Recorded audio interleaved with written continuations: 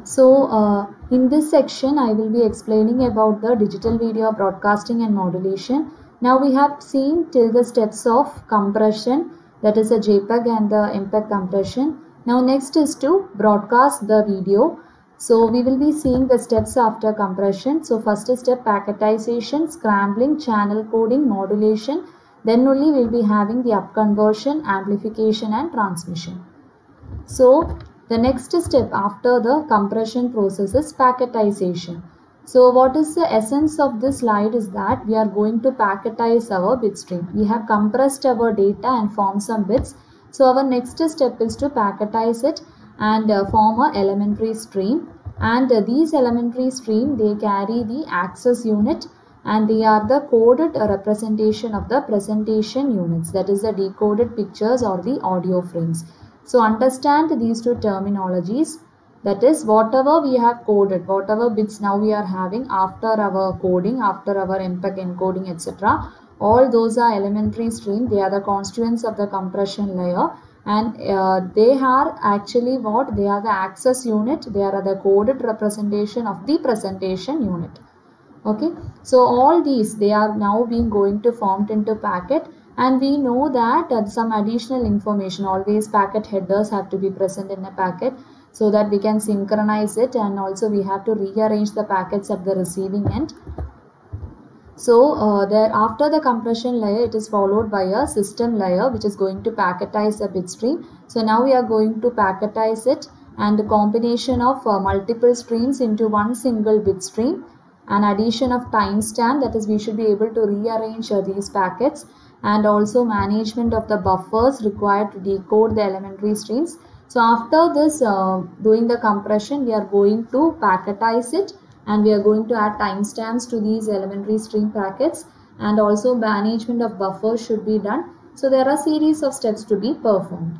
Okay, and all the packetized elementary stream, you have to remember it starts with the packet header followed by a elementary stream called as payload. So initially there will be a packet header followed by the actual data, and remember this particular value, that is always in the case of MPEG-2 transport packet, it will be fixed to 188 byte. Okay, so whichever medium we are following, that is whether it is being satellite, cable or terrestrial, whichever medium we are going to follow, the value of the transport packet, it will be fixed to 188 byte in the case of MPEG-2. So we have packetized it. Okay, we have packetized it and added the information to the packets for synchronization and for rearrangement, and now we have got a 188 byte transport packet ready.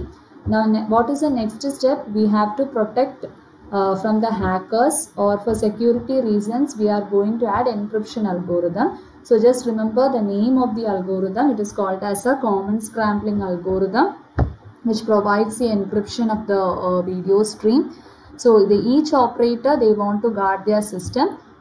So we can use the encryption algorithm. By means of that, we are going to add some security algorithm to this packetized stream.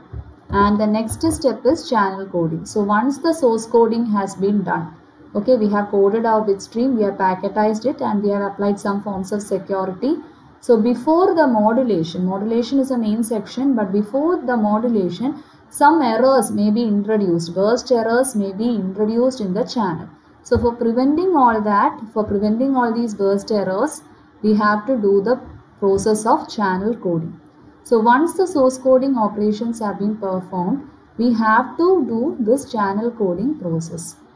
Okay, so a digital TV signal, when almost all its redundancy have been removed, it requires a very low bit error rate. So that is a constraint. So to have a very low bit error rate, it is necessary we do the channel coding process. So prior to modulation, it is must that we do the channel coding, and all these channel coding, they are termed under the name called as forward error correction technique. So let us look the block diagram of a forward error correction technique. So this much is a common part for cable, satellite and terrestrial, and this one is for satellite and terrestrial only. So you can see that the transport packet, it is a standard size of 188 byte packet in the case of MPEG-2 transport stream. So first of all, it will be subjected to energy dispersal.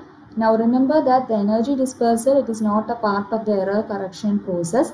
However, it is still undertaken in order to ensure that we obtain a evenly distributed energy within the RF channel. Then we will be having outer coding and further inner coding. So outer coding is a Reed-Solomon coding. So you all know what is Reed-Solomon coding. It is 204, 188 and 8.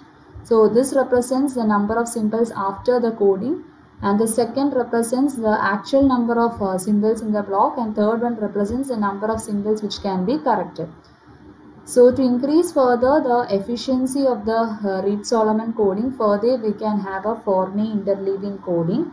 Okay, so that is to increase the basic efficiency of our Reed-Solomon coding by spreading over a longer time the burst errors introduced by the channel. And further we can have for satellite and terrestrial the inner convolutional coding. Now inner convolution coding, unlike the outer coding of Reed-Solomon, it is not a block code. Reed-Solomon is a block codes and it takes harder decisions, but in case of inner coding, soft decision techniques are being employed, like the Viterbi decoding algorithms. It is not a block code. So just remember that these are the steps taking place in the forward error correction. So after the source coding, packetization, scrambling and channel coding only, we proceed to the modulation. So once all these operations have been done, we have to be doing the process of modulation. Now depending upon which medium we are choosing, whether we are choosing satellite, whether we are choosing cable, whether we are choosing terrestrial, depending upon the medium which we are choosing only, we can have the modulation, which modulation to choose. So now consider in this section I will be explaining the satellite and cable part. So consider the case of satellite reception. In satellite reception, the signal to noise ratio, it will be actually very small, but it will not suffer from echoes. But in the case of cable, it is just the contrast. So in the case of cable reception, we are having largely prone to echoes. Okay, the cable reception is largely prone to echoes, but the signal to noise ratio, when we are comparing with satellite, it is quite strong. But in the case of terrestrial, conditions are still more difficult. Okay, so now we will be seeing the modulation characteristic of DVB-C, that is digital video broadcasting cable, and digital video broadcasting satellite in this section, and let us see the terrestrial case in the next section. So in the case of when we are considering the case of modulation, digital modulation, you all know there are some commonly digital modulation like ASK, FSK, PSK, but all of them they are having limitation. ASK, the main limitation is noise. As noise gets varied in amplitude, it is very much difficult to employ ASK. FSK also has got limitations of bandwidth. So all these modulation techniques will be used for lower digital data rate only. And if we want to increase the throughput, we have to go on increasing the modulation order, but still there is a problem of bandwidth. So to efficiently utilize the bandwidth only, we are proceeding to the modulation for digital video broadcasting as QAM, that is quadrature amplitude modulation. So in the case of quadrature amplitude modulation, we can increase the bit rate or throughput, that is by increasing the modulation order. So basically in the case of QAM, we are going to combine the two, that is it is a combination of both the amplitude as well as the phase modulation. And in case of very controlled environment, for example in the case of cable system, even we can use higher modulation. Okay, so where we are having controlled environment, it is best in the case of digital video broadcasting to use this type of QAM modulation. Okay, so speaking of the QAM modulation, because of this spectral efficiency of this ASK, FSK, etc., we have gone to different type of quadrature amplitude modulation, and initially they were being developed to transmit two independent analog signals on one carrier. So let us see now how this QAM modulation is being done. So here just observe the figure, we have got two components, that is the one signal itself we are splitting into two components, in phase and quadrature phase. So the total n bits we are coding on n by 2 bits, and you can see we are having a single carrier. One it is being directly modulated, and the same carrier now being phase shifted by pi by 2. It is taken to modulate the Q component, and at the demodulation side we have the similar operations being performed. Okay, so the result of this process, it can be represented as a constellation of points in the I and Q space, which represents the various values that I and Q can take. So these are the characteristic of quadrature modulation, that is the in-phase or Q coding bits per simple, and number of states, and its abbreviation is given. So you can see that the 4 QAM is what QPSK represent, and you are having a higher order QAM. So we can see that the higher order QAM can be used only in controlled environment, for example like in case of cable. But where the signal to noise ratio, it is lower, as in the case of satellite, there we can go only for lower order QAM, that is QPSK only can be employed.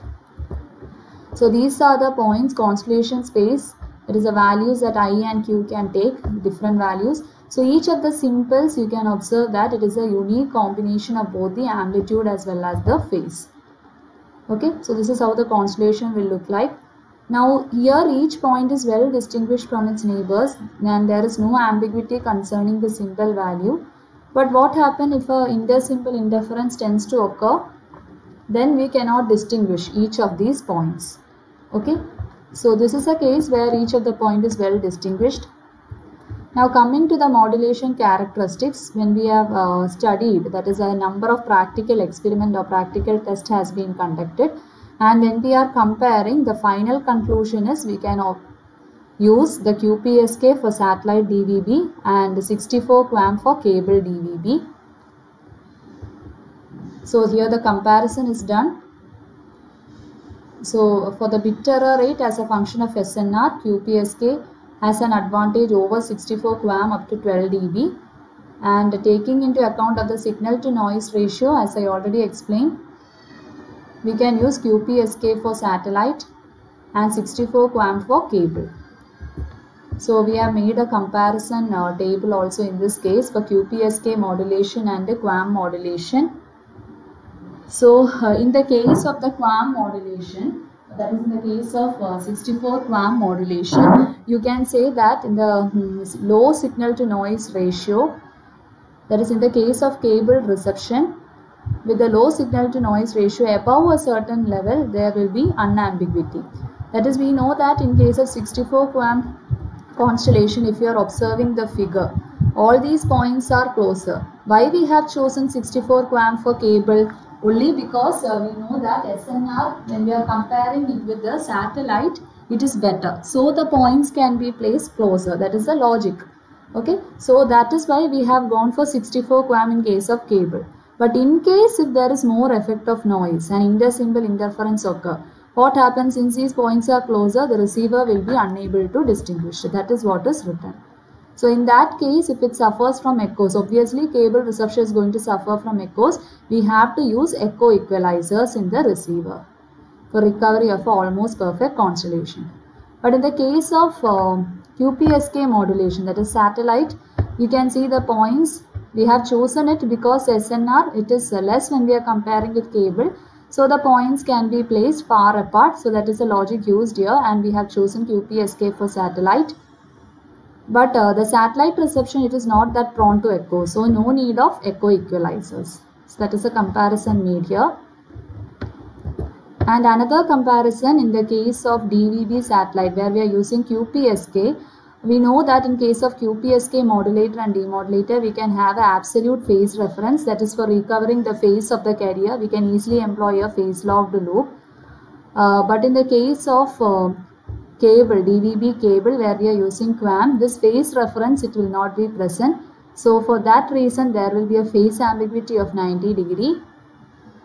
But easily you can employ the phase reference in the case of QPSK, and you can recover the phase relation. That is, out of synchronization information can be used to modify the relation between the recovered carrier and the received signal until synchronization is obtained. But in the case of 64 QAM, since this phase reference is not present, we will have to do the differential modulation of the two MSBs of the simple. So what happens is that if you are having say B0, B1, B2, B3, etc., the most significant bits of the I and Q components, two most significant bits, we have to do differential encoding.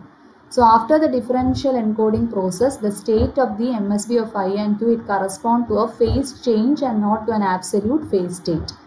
Okay, so since we do not have a phase reference only, we are going to use a differential encoding for 2 MSBs of the in case of 64 QAM. That is what is written here. So what do you mean by actually the differential encoding? In case of differential encoding, if we are having a 0, it will cause the current symbol to be transmitted with the same amplitude as that of the previous symbol.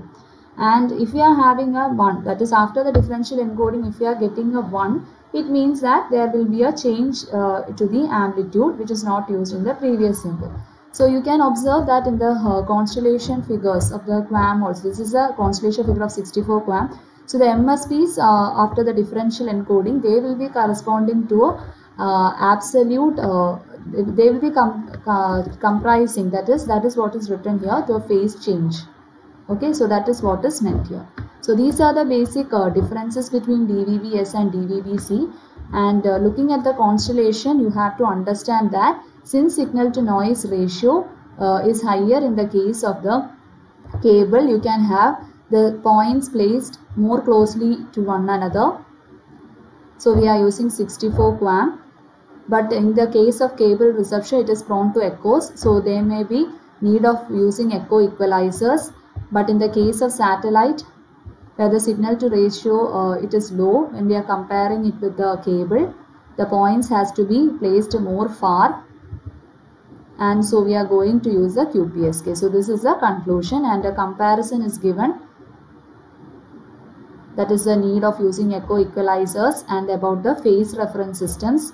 So a general comparison is now made about the QAM and QPSK. So all these points are general comparisons of QAM and QPSK, and these are the characters of satellite and cable, that is regarding the channel width modulation type. So in cable, where we are having controlled environment only, we can go for higher modulation orders, and the roll-off factor comparison is also given. Roll-off factor, it is a measure of excess bandwidth of the filter.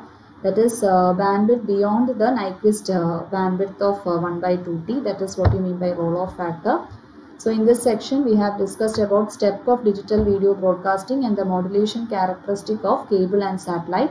In the next section, we will be seeing about the modulation characteristic of a digital video broadcasting in the case of terrestrial condition, that is OFDM modulation.